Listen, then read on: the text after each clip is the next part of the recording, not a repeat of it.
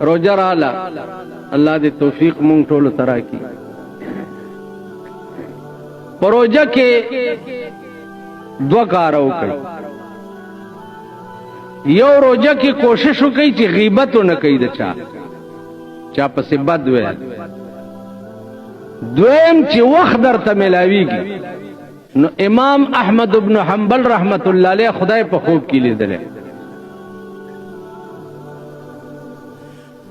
نو امام احمد ابن حنبل ورته وی چې یا الله ته پس شي ډیر خوشالهږي چې زاغه کار وکړ ته پس خوشاله نو الله ورته په خوب کې وی چې زه خوشالهږم زیات به تلاوت القرآن د قرآن په تلاوت زه ډیر خوشاله نو خدای توفیق درکې قرآن ویلې نو د دې تلاوت پروژه کې کوي